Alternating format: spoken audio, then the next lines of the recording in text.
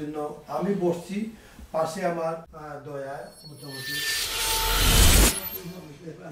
মানবাধিকার সংগঠন human rights and piece for বাংলাদেশের সহযোগিতায় সিলেটের করিমুল্লাহ মার্কেটে যুক্তরাজ্য প্রবাসী আমিরুল ইসলামের জবরদখলকৃত দোকান কোঠা উদ্ধার করা হয়েছে।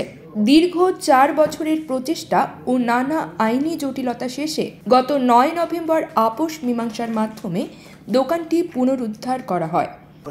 এরপরে উনি নিজে আমিরুল ইসলাম বকেয়া ভাড়াসহ তার দোকান ফিরে পেয়ে উচ্ছ্বাস প্রকাশ করেন। পাশাপাশি তিনি HRPBর প্রতি কৃতজ্ঞতা জানান। এই উপলক্ষে গত 21 নভেম্বর এক মতবিনিময় সভার আয়োজন করা হয়।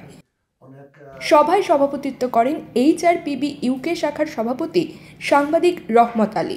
সভায় বক্তব্য রাখেন UK শাখার vice president Shah Munim, general secretary councillor Ayaz Mia, joint secretary Abul Hossain, organising secretary Nazmul Huda, Mohammad Waris Ali, councillor Osman Gani, প্রবাসী কল্যাণ পরিষদের জেনারেল সেক্রেটারি সৈয়দ আহবাব হোসেন, সিলেট গণদাবি পরিষদের সভাপতি অধ্যাপক শফিকুর রহমান এবং সাংবাদিক ফজলুল হক ও টিপু হোসেন। আমিরুল ইসলাম বলেন, human rights and piece for Bangladesh সহ যারা এই প্রক্রিয়ায় আমাকে সহায়তা করেছেন তাদের প্রতি আমি চিরকৃতজ্ঞ।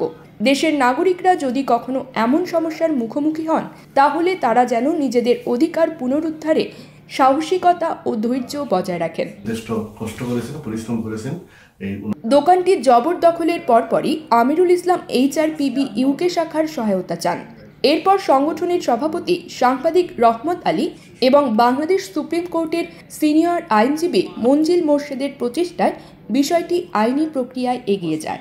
তাদের নিরলস পরিশ্রম এবং সংশ্লিষ্ট দপ্তরগুলোর সঙ্গে কার্যকর যোগাযোগের ফলে এই সমস্যার সমাধান সম্ভব হয়েছে।